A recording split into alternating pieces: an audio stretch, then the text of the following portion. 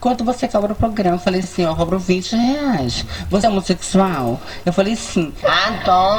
Adoro perigo.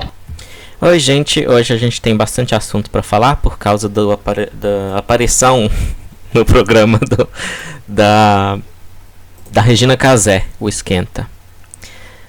Então, como vocês sabem, deveriam saber pelo menos, se você usar a definição igualitária de feminismo, eu sou feminista.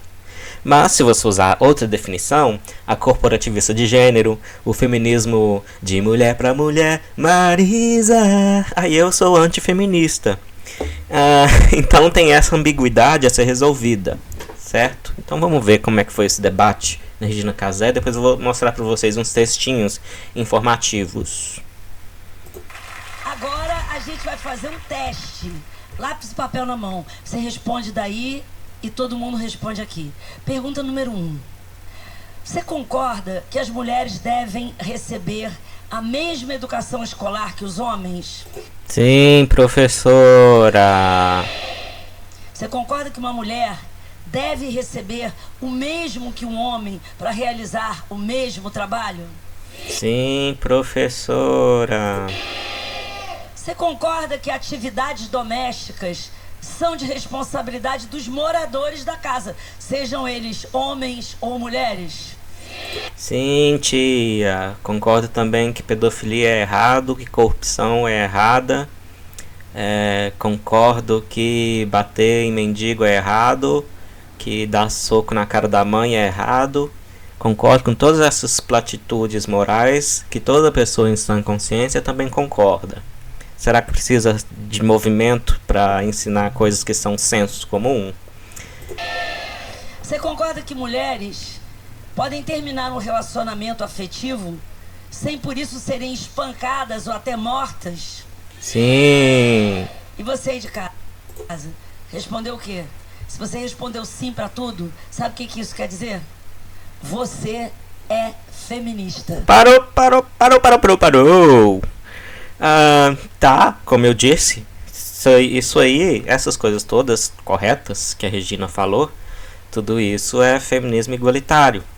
Mas será que a ação das ativistas está em pleno acordo com essa definição?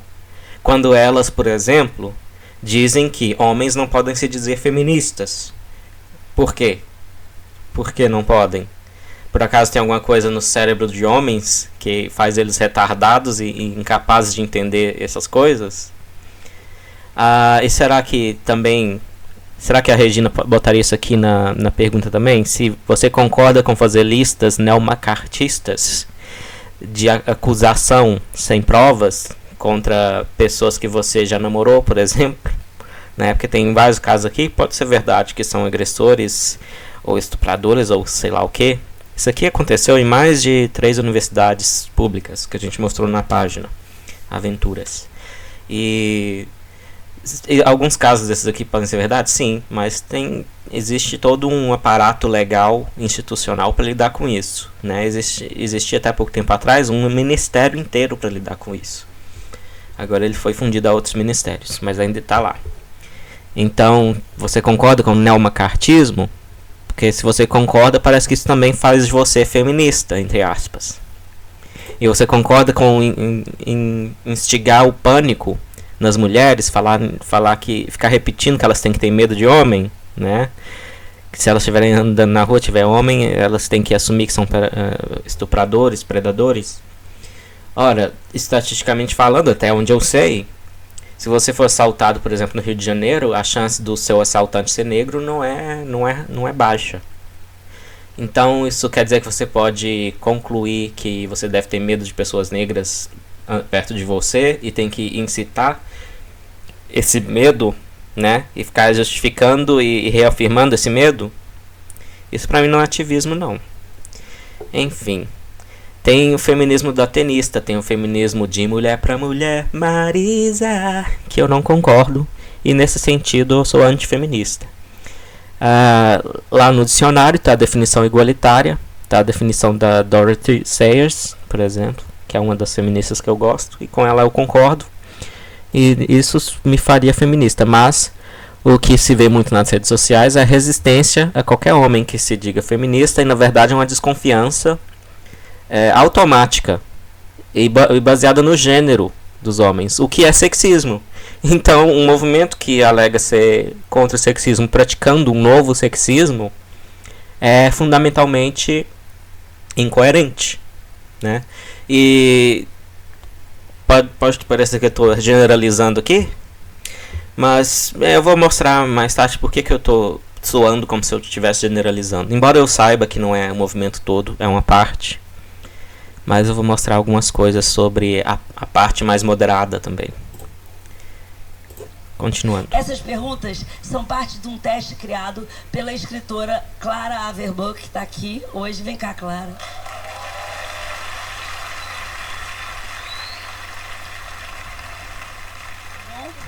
Clara, por que você criou esse teste? Por que você criou esse teste de perguntas óbvias, com questões morais que não são controversas para virtualmente ninguém, com um ensino fundamental completo? Esse teste está em um texto meu, mas ele foi criado pela Cíntia Semiramis, que é uma escritora também, feminista. E eu criei, na verdade, esse texto que chama Feminismo para Leigos, porque eu estava cansada de responder as mesmas perguntas. E ouvir sempre, não sou nem feminista e nem machista. Isso não faz nem sentido, porque não são opostos.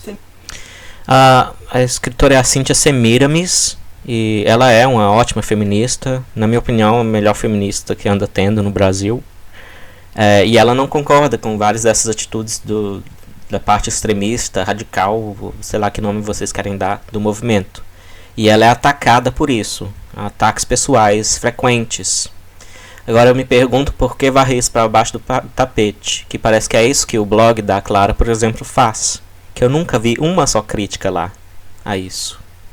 Continuando. Machismo é uma luta por direitos iguais, pelos direitos das mulheres, e machismo é um sistema de opressão, que a gente falou muito sobre isso aqui hoje, né? E tem vários fatores que fazem isso ser uma parte da nossa sociedade. Sistema de opressão. Tá aí duas palavrinhas já ambíguas. Sistema e opressão. Opressão costumava ser usada para descrever as dificuldades que passam povos sob dominação, por exemplo, de impérios ou ou como colônias desses impérios. Mas esse setor acadêmico feminista, algumas teóricas foram alterando ou esticando a definição de opressão até que ficou irreconhecível a definição de opressão. Então a primeira coisa a fazer aqui é perguntar: por que você utiliza essas palavras meio ambíguas? Sistema de opressão. Por que você não fala, por exemplo, que é simplesmente um preconceito que as pessoas carregam de que as pessoas devem se comportar de certa forma em função do seu gênero?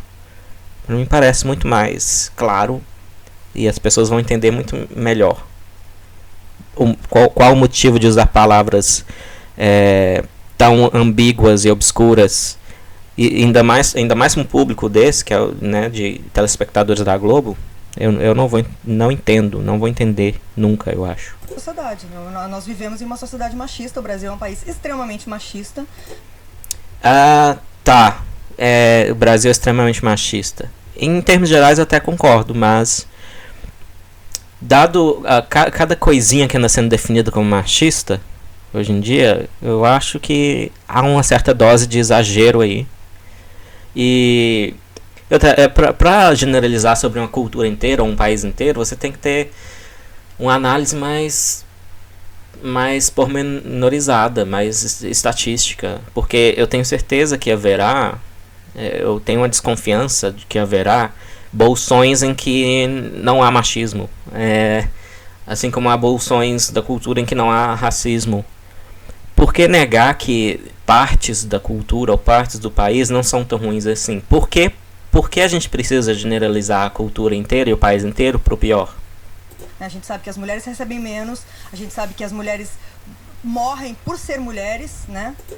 Sobre receberem menos, é um erro de estatística que é o mesmo que cometem várias feministas nos Estados Unidos, que elas não consideram a escolha de profissão, não consideram horas investidas no trabalho e etc. na hora de calcular o que elas chamam de wage gap, que é a lacuna de salário entre homens e mulheres. Eu até concordo que o machismo deve ter algum pé aí, mas até que ponto? Porque a gente tem que pensar como investigar isso. Eu não vejo como ficar regurgitando ideologia pronta vai ajudar a gente nisso. Se o seu interesse é mudar a sociedade para melhor, você tem que aplicar o melhor do rigor intelectual. Tem muitos problemas aqui relacionados ao machismo da cultura brasileira mesmo. E você acha que as pessoas até hoje têm muito medo dessa palavra feminismo? Tem, porque não sabem o que significa. Ah, tá, não sabem o que significa. Bem, é verdade que não sabem o que significa, mas também é verdade que o termo é uma escolha meio ruim, assim. Da mesma forma que eu digo que a escolha da palavra evolução para descrever a mudança com modificação dos organismos, das populações dos organismos, foi uma escolha ruim, porque a evolução tem muita conotação de melhoria na cabeça das pessoas. Enquanto que o Darwin queria dizer, com a descendência com a modificação, que é isso, é modificação, que as espécies mudam com o tempo. Então a evolução é um termo mal escolhido, embora a gente não possa se livrar dele mais. O mesmo acontece com o feminismo. Eu acho que é preciso reconhecer que o termo já é uma escolha meio ruim didaticamente para explicar para a população que ele diz respeito à igualdade, né? Pelo menos em uma das definições, né? Porque, como eu disse, há ambiguidade no termo. Então, é isso que eu queria dizer, que a escolha do termo feminismo já soa corporativista, de gênero. A escolha do termo. Claro, eu não estou dizendo que foi uma escolha vil, uma escolha proposital. Foi uma escolha até natural, porque as mulheres são um gênero mais desfavorecido e mais alvo de sexismo, em mais intensidade, etc. Tanto na história quanto eu diria até hoje, se você tomar o mundo inteiro até o Brasil. Eu nem discordo disso, tá vendo? Só que o termo ele leva ao erro. Não é como se o erro das pessoas não fosse informativo. As pessoas já concluem que feminismo é supremacia do gênero feminino por causa da má escolha. Mamãe mandou uma mensagem. A má escolha que esse termo é. Continuando. Né? E tem essa ideia de que é uma mudança de em vez dos homens dominarem a sociedade, como acontece, que então as mulheres vão dominar a sociedade e os homens vão ficar subordinados a elas. E não... Bem, se o que algumas ativistas estão fazendo é isso aqui, né? Se elas estão tomando para si o poder que é do Estado de julgar e condenar as pessoas com base apenas em acusação, isso já é um comportamento supremacista e corporativista de gênero. Não há muito o que discutir aqui. Não é isso, Sofia? Assim, eu gosto bastante de jogar futebol, né? E tem, assim, machismo, né? Porque eu quero jogar futebol e os meninos não querem deixar. Eles querem me colocar no gol e eu não vou ficar no gol. Eu vou jogar. Olha quantas lutas. Que bonitinha. Mas a experiência dela na comunidade onde ela cresceu, ou na escola dela. As minhas irmãs mais velhas, que são gêmeas, sempre jogaram futebol, chegaram quase a virar profissionais no time local lá do interior de Minas, onde eu morava. E existia alguma resistência, sim, mas pouca, de poucas pessoas. A minha família nunca disse nada. Meu pai nunca disse nada. A gente achava o máximo. Eu ia assistir ela jogando futebol. Isso quando? Lá no começo da década de 90, que a palavra feminismo ninguém nem sabia o que era. Então, como eu estava dizendo antes, existem partes da cultura que não são sexistas e partes que são. Pessoas que não são e pessoas que são. E até mesmo na questão do viés implícito, de que a pessoa tem uma tendência a discriminar mulheres que é inconsciente, ela nem percebe que está fazendo isso. Até nesse sentido, existem pessoas que, quando testadas, mostram que são imparciais, no sentido de tratar as pessoas bem, independente do gênero. Então, eu pergunto novamente, de que servem essas generalizações pro pior? Por que pintar um mundo com um desvio pro cinza? Da Sofia, ser negra, usar esse cabelo, jogar futebol, tem que ficar no gol. Que tem o assunto da menina ser negra a ver com isso? Não entendi não, Regina. É uma trabalheira, né, Sofia? Mas a gente vai lá, vamos lá, Sofia. Como é que um homem que não é machista ou que não quer ser machista pode entrar nessa, por exemplo, ali? De várias maneiras, mas existe uma campanha importante, mundial, por exemplo, que está acontecendo agora, que chama He for She, eles por elas. Que está sendo atacada e muito, né? E eu não sei dizer qual porção, quão grande essa porção do movimento é, mas não, se você buscar aí Hermione, que é a atriz que fez a Hermione no Harry Potter, que está sendo a embaixadora da ONU para essa campanha, He for She. Então, o que não falta nas redes sociais é a gente atacando ela e a campanha. E gente que se diz feminista. É uma campanha de conscientização. Eu acho que a gente já viu o suficiente disso aqui. Eu só quero mostrar a Clara, a Verboek, ela é representante, ela é a fundadora deste blog aqui, Lugar de Mulher. E esse blog eu considero moderado em comparação a outros, né? Como aqueles em que a Absoluta escreve, por exemplo. Mas até nesse blog moderado a gente encontra porcarias sexistas. E eu vou mostrar aqui por que são porcarias sexistas, rapidão. Então, se até moderadas estão se comportando assim, imagina as radicais. Então, eu achei esse texto aqui um tempo atrás, é de agosto desse ano, de uma tal de Terumi. Essa semana o universo e a deusa combinaram de me grilar e simplesmente tudo que eu buscava ler, assistir ou debater me levava ao mesmo dilema. Eu amo o homem, socorro!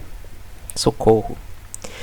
Vocês lembram do meu vídeo sobre heterofobia, né? Que em certos setores do feminismo, as heterossexuais pisam em ovos, têm medo de declarar que gostam de homem. Então parece que tá assim, né? Porque ela tá pedindo socorro por amar homem. Então já é um crime contra o movimento. E tá aí a Clara dizendo que não tem nada de corporativismo de gênero, não. Diversos textos bons sobre o assunto brotaram na minha frente com boas frases e argumentos, e eis que eu cometi aquele erro clichê de refletir nos extremos. Reflexão essa que me levou à seguinte conclusão. O que é refletir nos extremos? Eu estou vivendo uma contradição. Sou feminista e amo homem. Que por mais esforçado esquerda amigo, mente aberta e disposto que seja, é homem e nasceu para agir como tal, logo machista. Se isso aqui não é sexismo, eu não sei o que é. Se isso aqui não é sexismo, julgar a pessoa de antemão pelo gênero, que é uma coisa que ela nem escolhe, né? Eu não sei o que é sexismo, então. Então é um blog supostamente dedicado ao feminismo, né? Praticando sexismo. É isso aqui isso é entre as moderadas, é aceito, assim, ninguém fala nada, ninguém critica, é normal. É normal. Entrei na crise existencial, me descabelei, berrei mentalmente. Oh man, seriously suck. Nossa, que sassy. Um extremo me sussurrava ao pé do ouvido direito que, mas homem é assim mesmo, tem que ter paciência, educar, entender que eles também não têm toda a culpa. De outro lado, outra voz sussurrava que, não miga, você não é obrigada. Porque parece que as vozes que sussurram no ouvido dela não são muito sensatas, são mais clichês de internet. Acontece que uma coisa é fato, eu amo um cara. Coitada, né? Eu podia acatar a ideia subliminar de diversos textos que li e simplesmente acreditar que pelo meu bel prazer basta eu chutar o boy e amar uma mina? Não. Ideia subliminar? Não tem nada de subliminar. Lesbianismo político está aí sendo defendido com unhas e dentes. Lesbianismo político é a ideia de algumas feministas radicais de que você pode escolher a sua orientação sexual, como Malafaia acha que é possível. Então você escolhe ser lésbica. E por política, ou seja, para atacar homens, né? Para atacar homens. Enfim. Continuando. Infelizmente o amor não é exatamente uma escolha para ninguém, nem toda mulher é bissexual ou lésbica iria poder entrar na onda de foda-se os homens, eu vou amar uma mina e ser uma feminista completa e livre do machismo. O fato dela citar isso aqui, mesmo que entre aspas e como uma caricatura, já mostra o ambiente de heterofobia que tem por trás disso aqui. Eu não tenho medo de falar o termo heterofobia, né? Já mostrei um livro inteiro a respeito desse assunto e está muito bem documentado dentro do feminismo para eu negar que existe. Se orientação sexual fosse escolha, ninguém amaria homem. De novo, uma frase sexista. Outra frase sexista. Então, sabe, se o feminismo for igualitário, ele tem que ser contra o sexismo. Ele tem que ser o movimento anti-sexismo. Assim como há um movimento anti-racismo, outro anti-homofobia, etc. Mas, se ele defender um sexismo e atacar outro, o nome, eu acho que nem deveria ser feminismo, se a gente vai respeitar a definição do dicionário e a definição histórica, o nome deveria ser corporativismo de gênero. Acho que vocês já viram o suficiente disso aqui, né? Vou mostrar outra coisa. Essa é mais engraçada. O mesmo blog, da Clara Verbuck. Uma pesquisa recém-lançada afirma que 1/3 dos homens tem nojo de fazer sexo oral na sua parceira. Não vi a pesquisa, não sei quanto é inconfiável isso. Ok, respira, vamos lá. Coincidentemente, promovida por uma marca de lenços umedecidos para higienização pré-hipossexual, a pesquisa falou com 1.252 homens heterossexuais entre 18 e 30 anos, residentes em São Paulo. Evitarei tocar no recorrente marketing da demonização dos órgãos sexuais femininos. Que recorrente marketing? Que recorrente marketing? Especialmente por esses artigos de higiene feminina. Que? Ela acha que o Sempre Livre, outra marca de mods, tá por aí demonizando a Xaninha? Eu nunca vi isso. É óbvio demais, cara. Se fosse óbvio, eu teria visto. Então não. Dito isto, me resta apenas ressaltar que, incrivelmente, esses homens são todos sexualmente ativos e que, o mais deprimente dos dados, mesmo entre os caras que realizam a prática, 35% afirma sentir nojo. E daí? Não existe mulher que tem nojo de fazer sexo oral no namorado ou no marido? Sobre isso, gostaria de citar uma pensadora. A pensadora dela é uma twitteira fake, pelo visto. Bom, se eu tenho nojo de algo, eu não me forço. Ou melhor, não consigo. Por exemplo, eu tenho nojo de buchada. Começando pelo cheiro, não como. Tá. Nossa, mas já está cagando regra, os caras fazem o que quiserem, a vida deles. É isso mesmo. Amigos, duplo erro. Não é cagação de regra e não é a vida deles. Estou falando de fato sobre a sexualidade de mulher. Tá. E nós já falamos sobre isso aqui mais de uma vez. Vamos lá, resumindo. 40% das brasileiras nunca tiveram um orgasmo. Cadê a fonte da estatística? Mesmo que destas 70% sejam capazes de ter orgasmos clitorianos. Um mundo com empatia é um mundo melhor. Agora vamos usar a tal da empatia até para sexo oral. As mulheres procuram 901% mais que os homens o termo comer buceta no Pornhub. O Pornhub, eles jogam essas estatísticas, mas a gente não sabe se é amostragem aleatória, a gente não sabe nada disso. Então, esses números, tipo 901% mais, não são muito confiáveis. Aliás, como é que um site de pornografia vai ter certeza do gênero de quem está acessando ele? Para começar, né? Então, um pouquinho de ceticismo não machuca, não, tá? Então, bora comentar os principais motivos para a não prática de sexo oral no coleguinha. Uma vagina cheira muito mal. Tudo e todos têm cheiros diferentes no mundo. Tá, mas isso aqui não... Então, é apenas normal que a vagina tenha seu próprio cheiro também.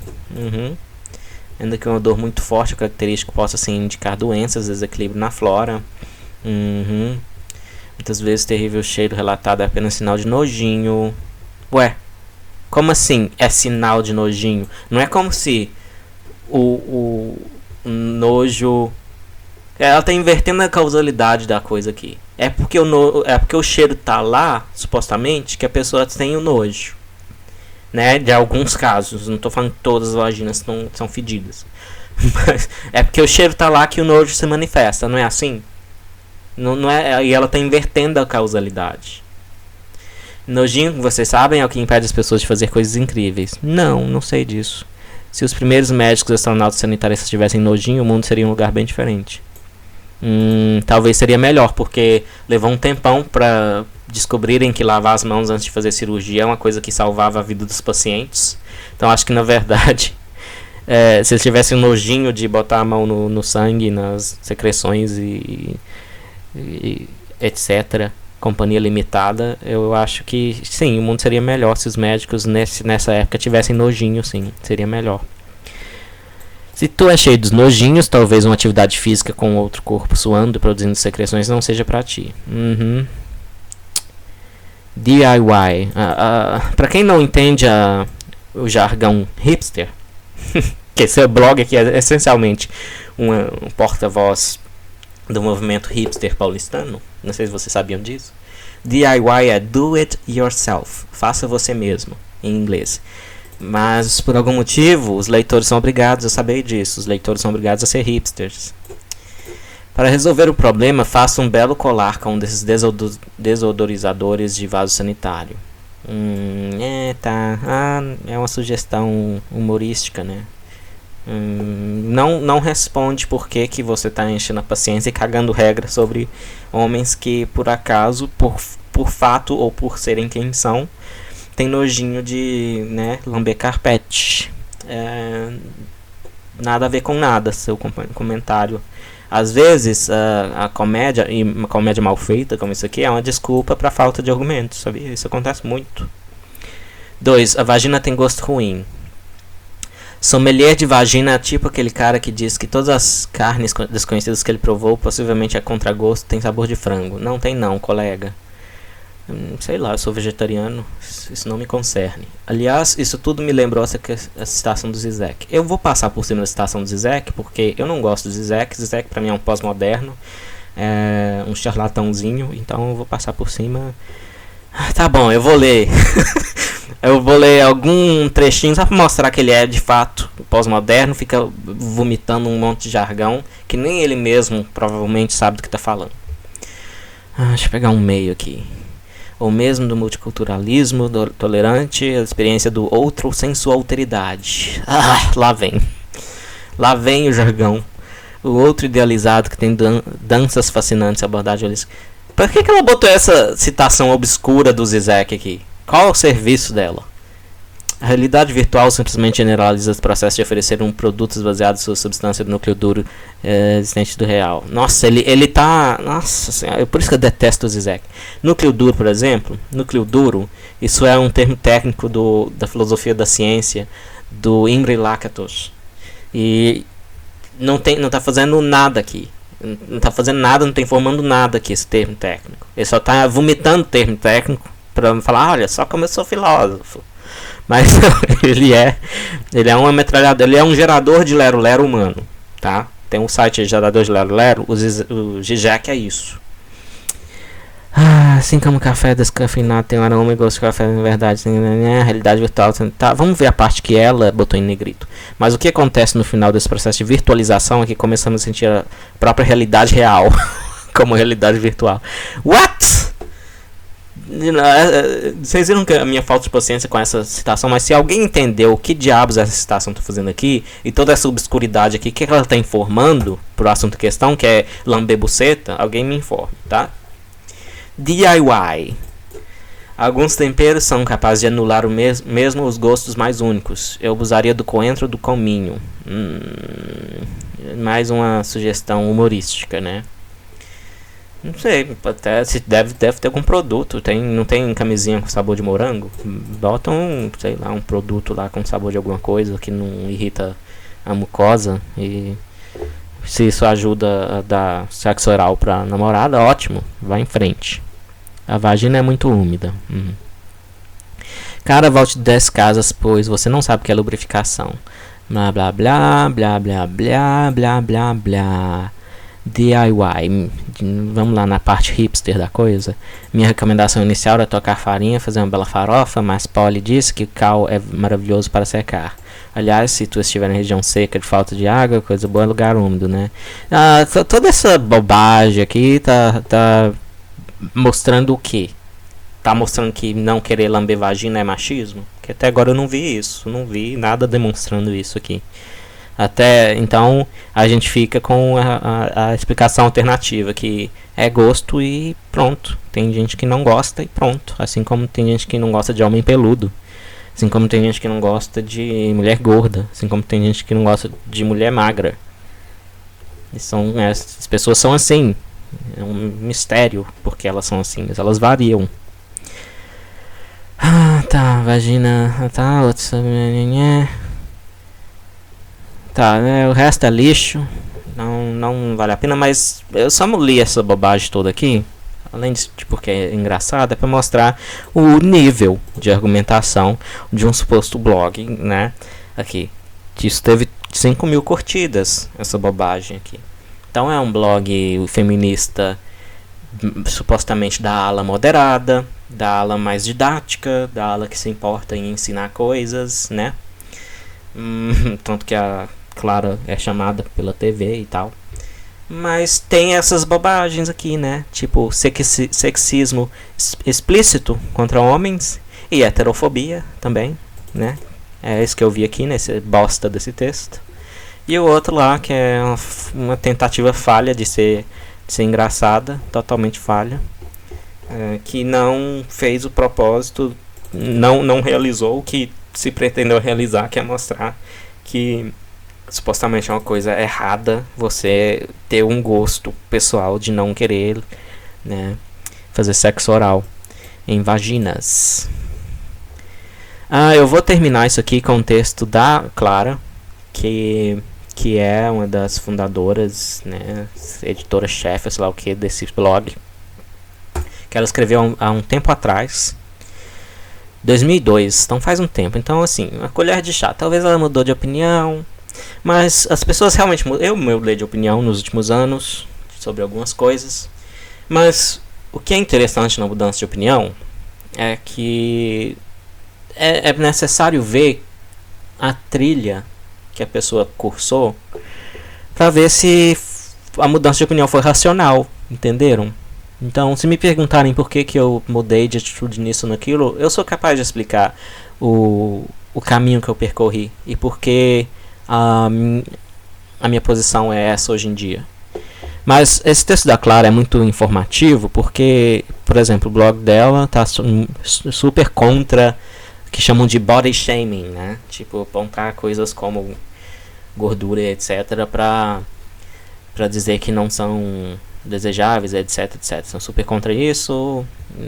Não vou discutir isso.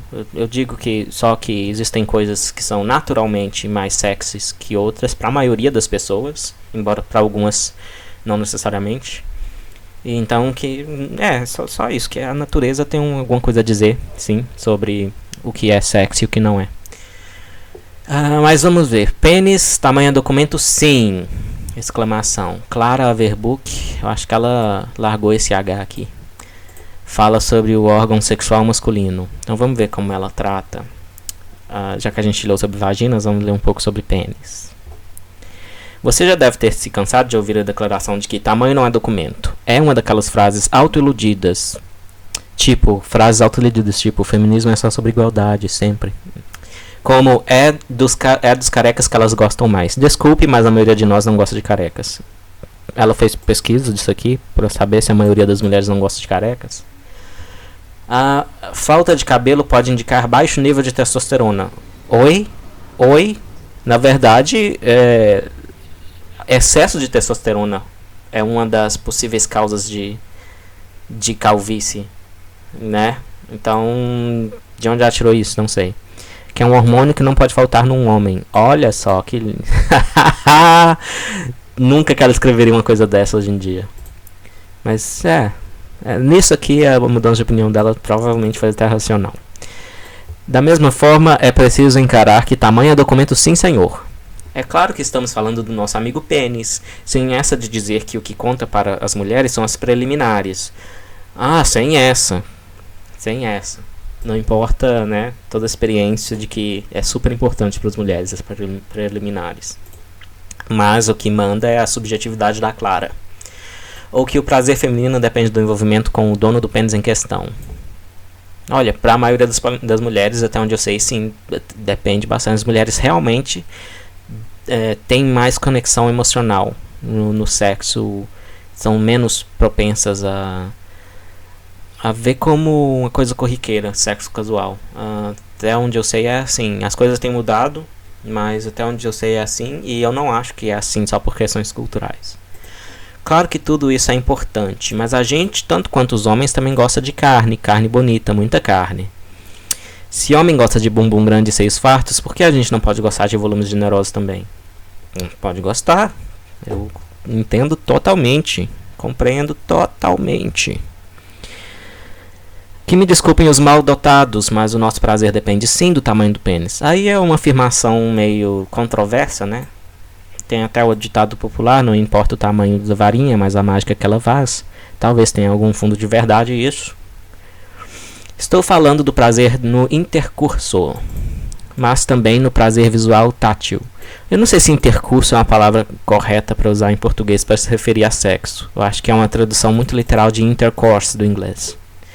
Mas também do prazer visual tátil. Se o rapaz tiver o melhor beijo do mundo e um pênis minúsculo, boa parte do esforço, o dele e o nosso, vai por água abaixo. Opinião sua, Clara, subjetividade sua. Não há como negar. Confesso que não consultei especialistas. Você precisou confessar? Desde o começo eu notei que você não consultou porra nenhuma, especialista nenhum, para chegar a essa conclusão. Consultei garotas. Tá, isso aqui não mudou, tá? Na opinião dela.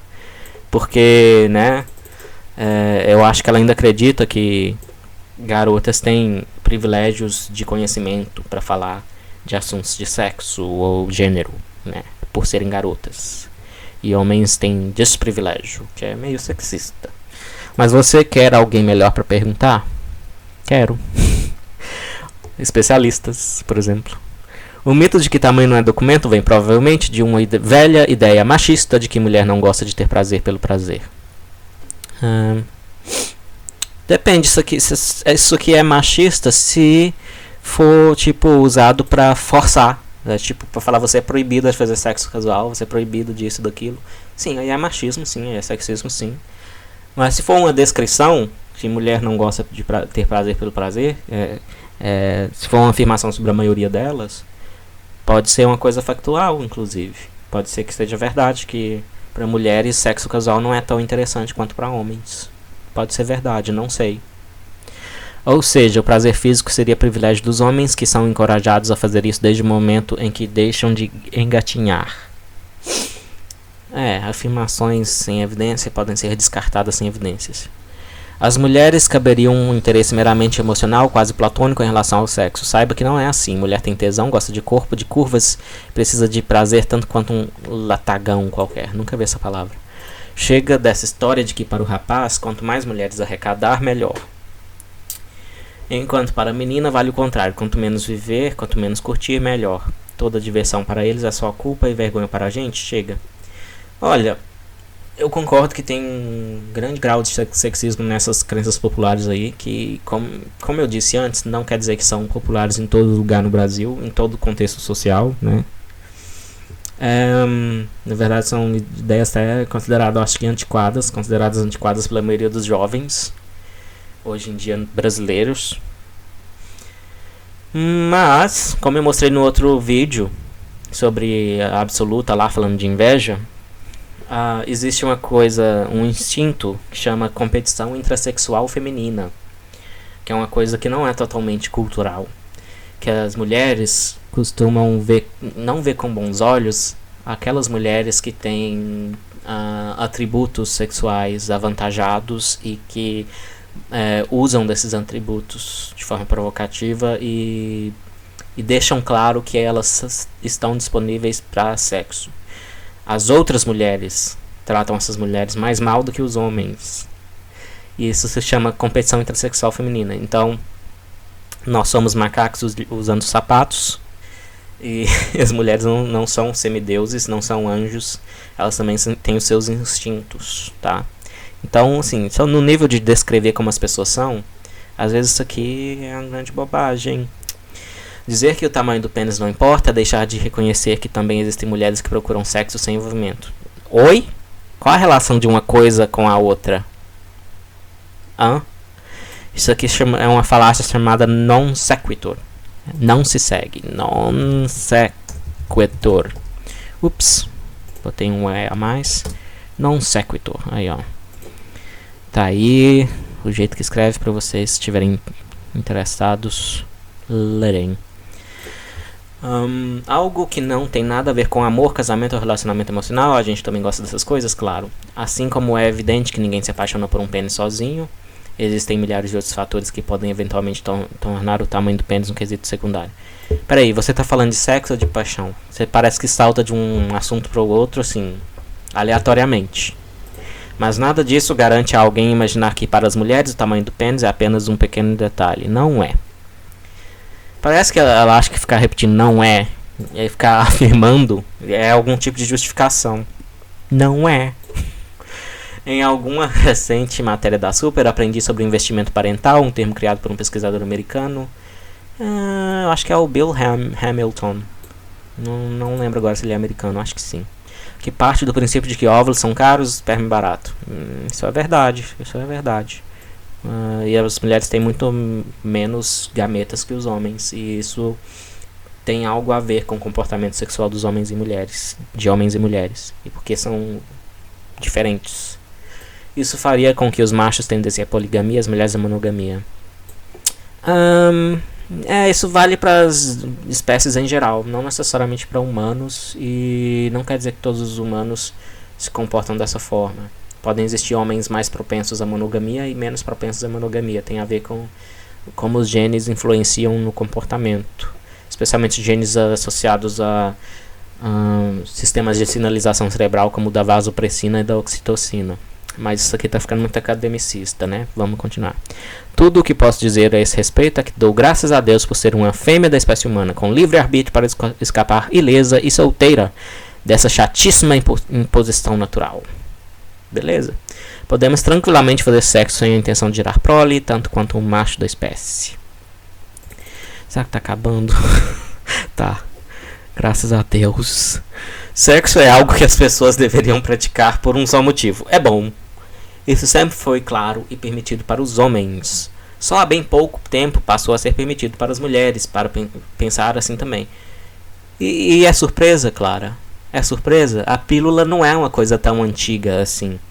É claro que os valores da sociedade levariam um tempo para se adaptar às novas tecnologias. Que não há mais razão para ser tão protetor da sua filha sobre sexo, quando uma das consequências possíveis dela sair fazendo sexo não é mais que ela vai ficar grávida. Não é tão provável quanto era no passado. Então, há motivos para os modos como as pessoas se comportam, até mesmo nos preconceitos dela. E eu acho que entender os motivos das pessoas para se comportar assim ou assado, eu acho que você fazer esse esforço de tentar entender é dar humanidade às pessoas.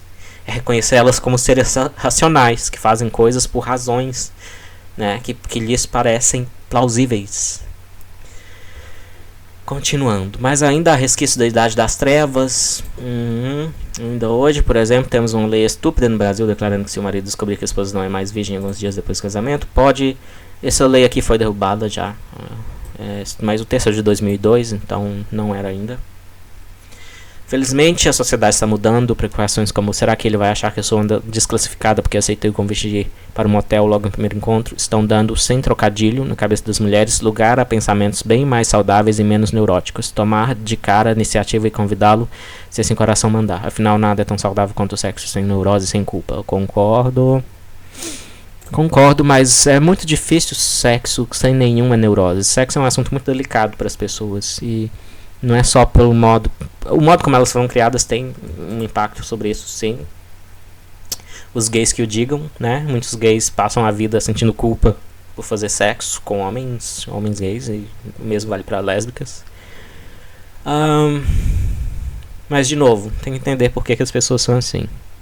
Curiosamente, alguns homens ainda têm resistência a esse tipo de comportamento feminino, o que é incompreensível. Quer dizer que só porque a garota foi para a cama com você no primeiro dia, isso significa que ela não é digna de um relacionamento duradouro?